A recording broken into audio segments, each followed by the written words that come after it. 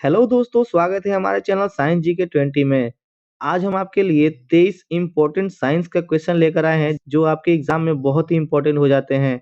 और साथ ही साथ सारे एक्स्ट्रा फैक्ट को देखते चलेंगे जिससे आपका 50 से ऊपर क्वेश्चन का कवर हो जाएगा। तो वीडियो अंत तक देखे रहिएगा, वीडियो को लास्ट तक देखिएगा और वीडियो इंपॉर्टेंट लगे तो वीडियो को लाइक जरूर कर दीजिएगा। तो चलिए वीडियो के पहले क्वेश्चन को देखते हैं। पहला क्वेश्चन कह रहा है कि 80 मीटर ऊंचाई से एक गेंद गिराई जाती है, चौथे सेकंड में तय की गई दूरी होगी। मान लीजिए जी बराबर 10 मीटर प्रति सेकंड स्क्वायर है। तो चलिए क्वेश्चन का देखते हैं। तो एच बराबर हमारा क्या होता है, जी अपॉन 2 × 2 - n - 1।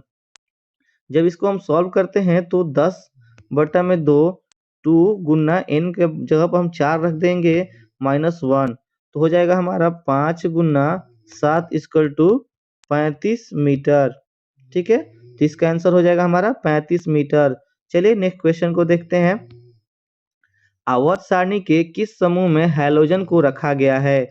तो आवर्त सारणी के 17वें समूह में हैलोजन को रखा गया है। ठीक है, 18वें समूह में किसको रखा गया है बोला जाए तो अक्रिय गैसों को, 18वें समूह में अक्रिय गैसों को रखा गया है। ठीक है, और पहले वर्ग को बात किया जाए या पहले समूह का बात किया जाए तो इसके तहत हम क्षारीय धातु को देखते हैं। क्षारीय धातु को हम देखते हैं। उसी तरह से हम बात करें 16वें वर्ग की बात करें तो 16वें वर्ग को क्या कहा जाता है, तो चैल्कोजेन कहा जाता है। चैल्कोजेन कहा जाता है, याद रखिएगा इसको। ठीक है, आगे चलते हैं 3 नंबर क्वेश्चन में कि निम्नलिखित प्लांट में से कौन सा प्लांट बॉडी है जो जड़ों, तनों और पत्तियों में विभेदित नहीं होता है? तो दरअसल थैलोफाइटा वर्ग जो है, जो जड़, तना और पत्तियों में विभेदित नहीं होता है। तो थाइलोफाइटा के तहत कौन कौन से पादप आपके आ जाएंगे, तो एक आएगा आपका कारा और दूसरा आएगा स्पाइरोगाइरा। तो इसका आंसर दोनों हो जाएगा, कारा और स्पाइरोगाइरा। यदि आपसे पूछ दे कि मार्सेलिया किस वर्ग के तहत आता है, तो मार्सेलिया आपका हो जाएगा टेरिडोफाइटा। टेरिडोफाइटा हो जाएगा मार्सेलिया। उसी तरह से हम देखते हैं कि रिक्सिया किस वर्ग के तहत आता है, तो रिक्सिया आता है ब्रायोफाइटा। रिक्सिया आता है ब्रायोफाइटा। ठीक है, और आपका स्पाइरोगाइरा बता दिया आपको कि आता है स्पाइरोगाइरा थैलोफाइटा के तहत। ठीक है, आगे चलते हैं हम लोग तीसरा चौथा क्वेश्चन को देखते हैं कि क्या क्या है। रासायनिक ऊर्जा जिसमें गर्मी उत्पन्न होती है उसे एक कहते हैं या कहा जाता है। तो क्या कहा जाता है जिसमें गर्मी उत्पन्न होती है या ऊर्जा उत्पन्न होती है? तो दहन अभिक्रिया, ऊष्माशोषी, ऊष्माक्षेपी या विस्थापन। ऐसी रासायनिक अभिक्रिया जिसमें ऊर्जा का उत्पन्न होता है उसे ऊष्माक्षेपी अभिक्रिया कहते हैं। अगर यहीं पर कह देता आपसे कि ऊष्माशोषी अभिक्रिया कौन सी है, तो ऊर्जा का ऊर्जा का अवशोषण जहाँ करेगी, उत्पन्न नहीं करके अवशोषण करेगी, तो उस जगह पर इसका आंसर हो जाएगा ऊष्माशोषी। लेकिन यहाँ पर कह रहा है कि गर्मी उत्पन्न करे तो हो जाएगा ऊष्माक्षेपी। चलिए 5 नंबर क्वेश्चन देखते हैं। विद्युत बल्ब में आमतौर पर रासायनिक रूप में निष्क्रिय गैस भरी जाती हैं, जैसे भरी होती हैं। कौन सी निष्क्रिय गैस भरी होती है, तो आपका आंसर हो जाएगा इसमें नाइट्रोजन। नाइट्रोजन इसका आंसर हो जाएगा। नाइट्रोजन का प्रयोग उच्च तापमापी यंत्र में भी किया जाता है। उच्च तापमापी यंत्र में किया जाता है, या आपसे क्वेश्चन कर दे कि बैल का व्री किस में रखा जाता है? व्री किस में रखा जाता है, तो नाइट्रोजन गैस में ही रखा जाता है। ठीक है, आगे चलते हैं। प्रतिरोध 10 ओम, ये ओम है, ओम कर लीजिएगा, 10 ओम और 20 ओम की श्रृंखला में 6 वोल्ट बैटरी से जुड़े हुए हैं, तो सर्किट में विद्युत धारा कितनी प्रवाहित होगी? तो पहले हम इसको ओम को जोड़ लेते हैं, यानी आर को जोड़ लेते हैं। तो आर श्रृंखला में है तो 10 + 20 आपका कितना हो जाएगा, 30 ओम हो जाएगा। ठीक है, और हमने पढ़ा है कि आई बराबर क्या होता है, तो V/R होता है। V हमारा कितना दे रखा है, तो 6 वोल्ट दे रखा है, तो 6 बटा में आर हमारा कितना हो जाएगा, तो 30 ओम हो जाएगा। तो 6 बटा में 30 यानी कट कर आपका कितना आ जाएगा, तो 0.2 एम्पियर आ जाएगा विद्युत धारा। तो 0.2 एम्पियर यानी ए आंसर इसका हो जाएगा। ठीक है, चलिए 7 नंबर क्वेश्चन देखते हैं कि कॉइल की गति का दिशा चुंबकीय क्षेत्र के अपेक्षा कितने डिग्री होने पर चुंबकीय क्षेत्र के अपेक्षा कितने डिग्री होने पर अधिक प्रेरित धारा उत्पन्न करेगी? अधिक प्रेरित धारा उत्पन्न करेगी। अधिक प्रेरित धारा उत्पन्न करेगी तो कितनी हो जाएगी? अधिक प्रेरित धारा उत्पन्न करेगी 90 डिग्री। अगर 90 डिग्री सापेक्ष होगा तो अधिक प्रेरित धारा उत्पन्न करेगी। ठीक है, आगे चलते हैं हम लोग 8 नंबर क्वेश्चन पर देखते हैं क्या लिखा है कि दिए गए विलयन के पीएच पर विचार करें और किस विलयन में हाइड्रोजन आयन की उच्चतम सांद्रता है। तो देखिए, जिसका पीएच मान जितना कम होगा उसका पीएच मान यानी उसका सांद्रता H+ की आयन की सांद्रता ज्यादा हो जाएगी। ठीक है, तो सबसे कम पीएच में उच्चतम सांद्रता पाई जाएगी। तो इसमें अरेंज करते हैं, सबसे कम पीएच किसका हो जाएगा?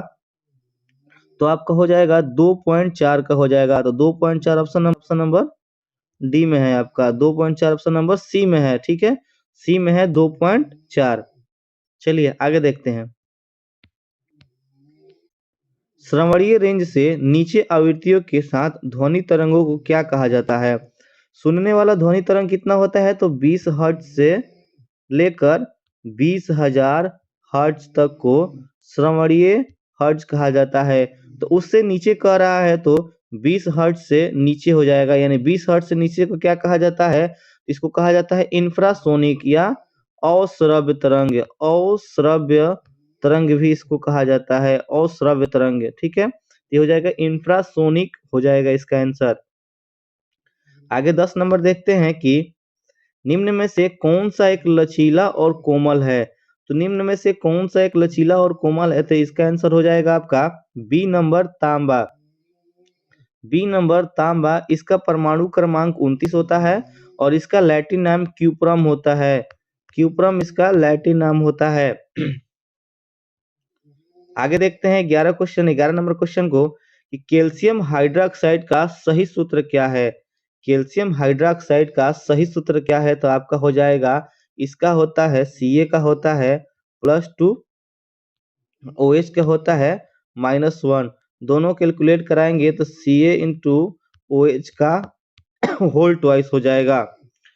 Ca इंटू OH का होल ट्वाइस हो जाएगा। तो ऑप्शन नंबर ए इसका आंसर हो जाएगा, राइट आंसर हो जाएगा।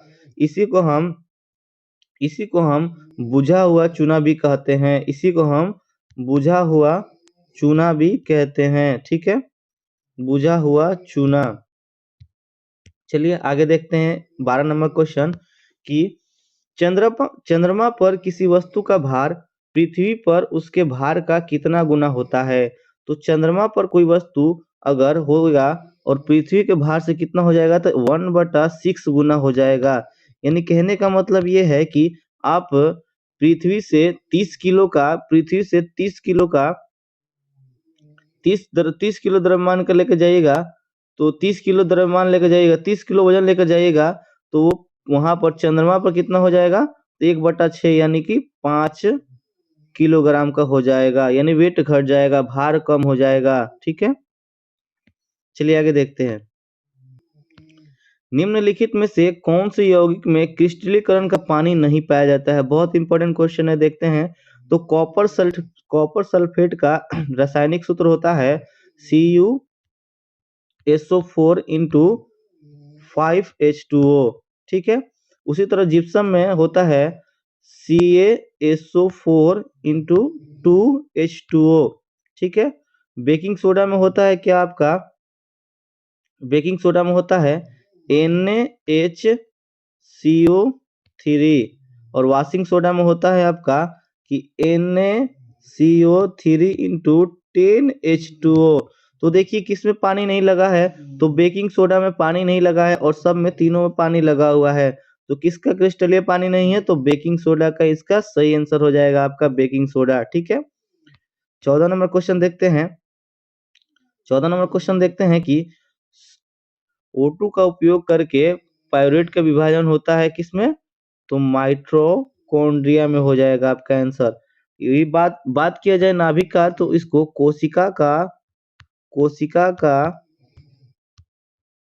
का कंट्रोलर कहा जाता है। कंट्रोलर कहा जाता है कोशिका का किसको? तो नाभिक को कहा जाता है। ठीक है, माइटोकॉन्ड्रिया को कोशिका का ऊर्जा हाउस कहा जाता है।